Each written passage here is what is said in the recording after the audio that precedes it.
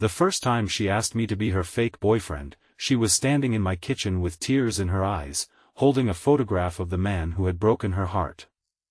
I thought I was agreeing to 3 days of pretending, a harmless favor between two friends. I had no idea that by Monday morning, she would be gripping my hand at the airport and whispering, "Please don't leave yet. I think I finally know who I want beside me."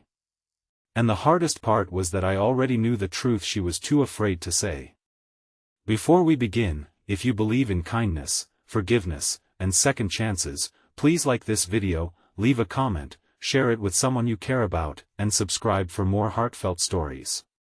Your support helps us bring more inspiring stories to life. My name is Caleb Mercer, and for most of my life, I had been the person people called when they needed something fixed. A broken cabinet, a dead car battery, a computer that refused to start, a friend who needed someone to listen without judging. I wasn't particularly successful, handsome, or adventurous. I was 31, worked as a project coordinator for a small construction company outside Portland, Oregon, and lived alone in a modest apartment above an old bookstore. My idea of excitement was trying a new sandwich shop on Saturdays. I had learned a long time ago that quiet lives were not necessarily empty lives. Sometimes quiet was simply what remained after disappointment had taken everything loud away. I had known Brielle Hart for almost 4 years. We met when she joined our company as a junior interior designer, and within a few months, she became the closest friend I had ever had. Brielle was the kind of person who could walk into a room full of strangers and somehow make everyone feel as though they had known her for years. She laughed with her whole body, cried without embarrassment, and remembered tiny details other people forgot. She knew I hated raisins, knew my father had taught me how to repair old radios before he passed away, and knew that every time I said I was fine, there was about a 50% chance I was lying. What she didn't know was that I had been in love with her for nearly 2 years. I never told her. I was terrified that one honest sentence would destroy the friendship that had become the safest part of my life. So when she dated other men, I smiled. When she talked about someone she liked, I listened. When she cried over someone who didn't deserve her tears, I brought coffee and pretended my heart wasn't breaking alongside hers. Then came the Saturday morning that changed everything. Brielle knocked on my apartment door at 10:15. When I opened it, she was standing there in jeans, a pale blue sweater, and sunglasses despite the cloudy weather. She walked past me without saying hello, dropped her purse onto my couch, and stared at the floor. I knew immediately that something was wrong. Her former boyfriend, Adrian, had invited her to his sister's wedding that weekend. They had broken up 6 months earlier after Adrian cheated on her and then somehow convinced half their social circle that Brielle had been the one who couldn't commit. Now he was engaged to the woman he had cheated with, and apparently he wanted Brielle at the wedding because his family still adored her. Brielle had received the invitation months ago and ignored it. But now there was another problem. Her mother had recently undergone surgery, and Brielle's parents were convinced she had moved on. They were expecting her to arrive at the wedding with someone. She had told them she was bringing her boyfriend. She didn't have a boyfriend. She looked at me and said, almost in a whisper, "I need a favor." I should have known better. 20 minutes later, I was sitting across from her at my kitchen table while she explained the plan. We would pretend to be dating for one weekend. Friday through Sunday. We would attend the wedding, smile for photographs, survive the questions, and return home. No romance. No expectations. No complications. I laughed because I thought she was joking. She didn't laugh. "Why me?" I asked. She looked down at her hands. "Because I trust you." Those 4 words hit harder than they should have. So I agreed. The drive to the wedding took almost 3 hours. During the entire trip, Brielle coached me on everything I supposedly knew about our relationship. Our first date had been at a little Italian restaurant downtown. I supposedly hated horror movies. I supposedly loved strawberry pie. She had even created a fake story about how we had met at work and gradually fallen in love. I listened while trying not to notice how naturally my name sounded beside hers. When we arrived at the hotel, Brielle's parents greeted us with enormous smiles. Her mother hugged her daughter, then hugged me like I had already been part of the family for years. Her father shook my hand firmly and studied me for several seconds before saying, "So you're the man we've been hearing about." I nearly choked. Brielle squeezed my arm and smiled. That was the first moment I realized this wasn't going to be as simple as I had imagined.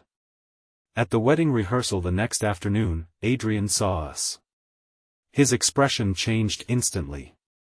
He looked at Brielle, then at me, then back at Brielle. His jaw tightened, but he recovered quickly and approached with the confidence of someone who believed he still had a claim on her. He congratulated her. Then he looked at me and asked how long we'd been together. "About 8 months," I answered. Brielle's fingers tightened around mine. Adrian smiled, but there was no warmth in it. He said he hoped I understood that Brielle had always been sensitive, and that relationships with her could be complicated. I remember looking at Brielle's face. She wasn't angry. She was embarrassed. That was when I stopped playing along. I told Adrian that whatever mistakes had happened between them belonged to the past, and if he truly respected Brielle, he should stop discussing her private life with strangers. His smile disappeared. Brielle stared at me as though she had never seen me before. Later, she thanked me quietly in the hotel hallway. I told her she didn't need to thank me. She said, "You didn't have to defend me." I looked at her and replied, "I always will." She went silent. Neither of us knew what that sentence would eventually cost. The wedding itself was beautiful. Sunlight poured through enormous windows, flowers lined the aisle, and people laughed beneath white tents on the lawn.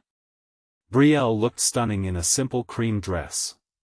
Every few minutes, someone came over to congratulate us. Her cousins teased us. Her parents watched us with obvious relief. Even Adrian eventually stopped trying to provoke me. For a few hours, I forgot we were pretending. Then, during the reception, Brielle leaned against my shoulder and whispered that she wished the weekend didn't have to end. I thought she meant the relief of escaping Adrian. I was wrong. On Sunday morning, I woke to find Brielle sitting alone on the hotel balcony. The sunlight was soft, and she was holding an old photograph. I joined her without asking what it was. It was a picture of her and Adrian from years earlier. She stared at it and said she had spent 6 months blaming herself for the breakup. She thought she wasn't exciting enough, loving enough, patient enough. She thought maybe if she had been different, he wouldn't have cheated. Then she said something that I would never forget. I realized yesterday that I wasn't sad because I wanted Adrian back. I was sad because I missed the woman I was before he convinced me I wasn't worth choosing. I didn't know what to say. She looked at me. And then I realized something else. "What?" She smiled sadly. "You never once made me question whether I was worth choosing." My heart stopped. Before I could respond, her phone rang. It was her mother. Brielle listened for nearly a minute, then her face changed. She hung up and stared at the screen. Her mother had found something in Brielle's old bedroom. A letter. A letter Adrian had written to Brielle 6 months before their breakup. Brielle opened it with trembling hands. The letter wasn't an apology. It was a confession. Adrian admitted that he had cheated. He admitted that he had lied about Brielle being emotionally unavailable. He admitted he had told their friends she was difficult because he was afraid people would discover the truth. But there was one line that shattered her. He wrote that he had always known Brielle was better than him, and instead of becoming better himself, he had tried to make her believe she was less. She cried silently. I sat beside her until the tears stopped. But then she asked the question that changed everything. "Caleb, why did you agree to this?" I looked away. "Because you're my friend." That isn't the whole reason. I couldn't lie anymore. I told her I had loved her for years. Not because she was beautiful. Not because she was kind to everyone.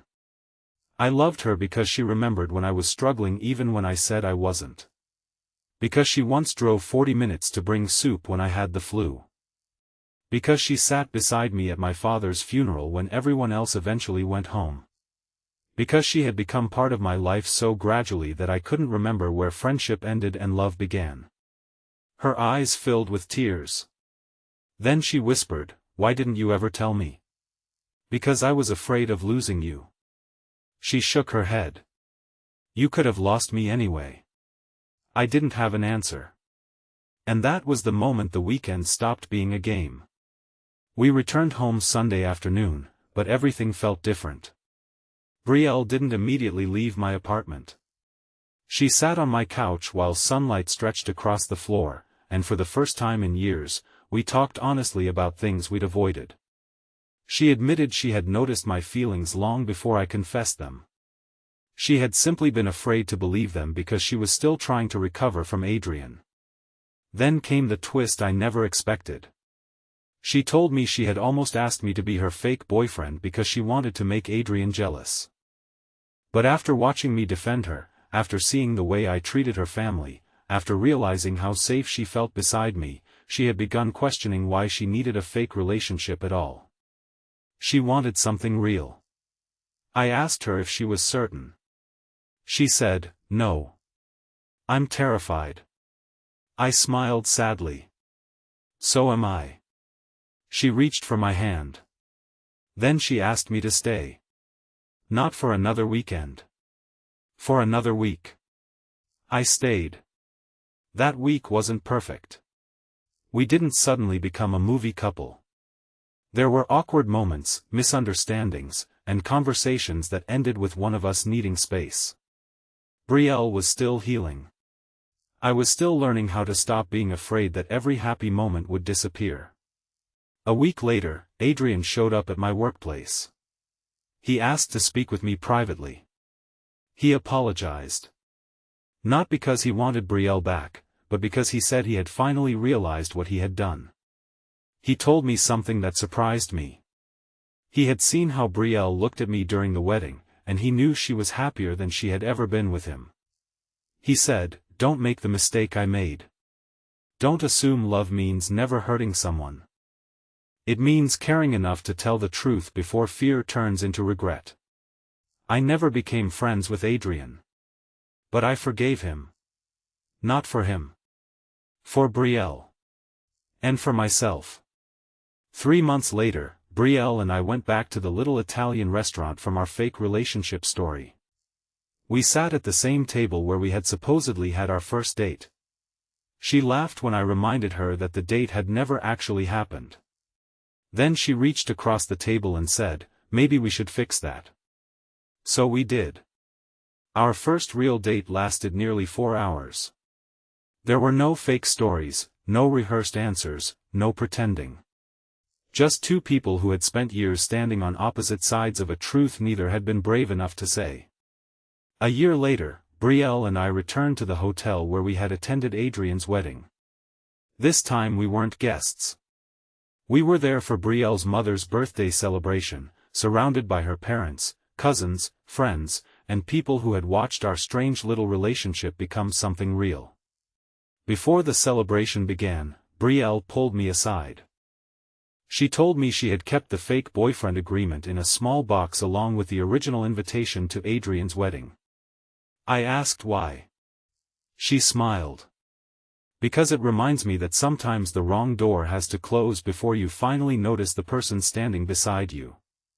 I took her hand. She leaned against my shoulder, just as she had that morning on the balcony. Only this time, neither of us was pretending. Speech balloon special request: before the story ends, tell us in the comments, what would you have done if you were in this situation? If this story touched your heart, please like, comment, share, and subscribe for more meaningful and inspiring stories. Your support encourages us to keep creating stories that touch hearts around the world. Looking back, I sometimes wonder what would have happened if Brielle had never knocked on my door that Saturday morning. Maybe we would have remained friends forever, carrying feelings neither of us dared to name. Maybe she would have eventually met someone else, and I would have smiled politely while quietly breaking inside. But life has a strange way of turning our most unexpected moments into the beginnings we never knew we needed. Her fake boyfriend request didn't give us love. It gave us something more important first, honesty. And honesty gave us courage. Courage gave us forgiveness. Forgiveness gave us freedom from the people and memories that had convinced us we weren't enough. I learned that love isn't always the person who makes your heart race the fastest. Sometimes it's the person who makes your heart feel safe enough to stop running. Sometimes the greatest second chance isn't with another person at all, but with yourself. And sometimes, the person you were pretending to love has been quietly loving you for far longer than either of you was brave enough to admit.